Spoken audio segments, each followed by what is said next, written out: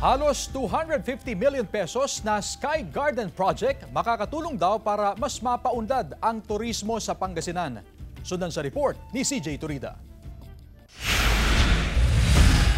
Inaasahang uunlad pa ang turismo sa pagpapatayo ng higit 249 million pesos na halaga ng Sky Garden Project sa Alaminos City, Pangasinan. Pinangunahan ni Pangulong Ferdinand Marcos Jr. ang groundbreaking ceremony ng proyekto. Makikita sa Sky Garden ang iba't ibang klase ng halaman. May malawak na walkways, sitting areas, commercial center at parking spaces. Magsisilbi rin itong multipurpose hall for events at marami pang iba. Relaxing ang view ng 100 Islands National Park, beaches at Mangrove Eco Park. Matatapos ang proyekto sa Marso sa susunod na taon. Bago tayo matapos, para naman gumanda ang ekonomiya, hindi lamang Alaminos, hindi lamang sa distrito, kundi sa buong probinsya.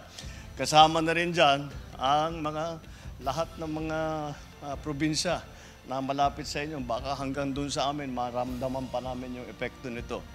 Pinangunahan din ni Pangulong Ferdinand Marcos Jr. ang inaugurasyon ng Region 1 Medical Center Cancer Institute sa Barangay Bunuan, Binloc, Dagupan City. Bahagi ito ng pangako ng pamahalaan na paghusayin pa ang cancer care at palakasin ang Universal Healthcare Program sa bansa. Makikita sa Cancer Institute ang state-of-the-art na mga pasilidad at teknolohiya, kabilang ang 128 slice CT scan, 1.5 Tesla MRI, linear accelerator, brachytherapy, radiotherapy at mammography. Ang Cancer Institute ay magsisilbing hub para sa cancer treatment sa Hilagang Luzon. Hatid nito ang iba't ibang serbisyo tulad ng pediatric oncology at hematology, medical at radiation oncology, gynecologic at surgical oncology at palliative care. Simula ng soft opening ng Cancer Institute, mahigit 59,000 pasyente na ang naserbisyuhan. Ang bawat pader ng institusyong ito ay simbolo ng pag-asa.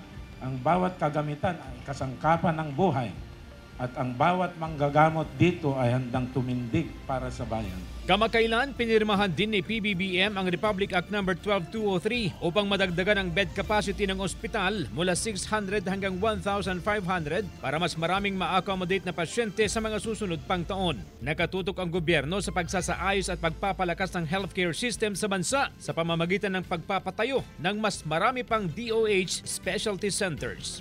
Noon pa man, sinabi ko na, kahit anong ganda ng ating ekonomiya, kahit gaano karami ang trabaho o taas ng sweldo, hindi ito nararamdaman ng ating mga kababayan kung may iniindang sakit.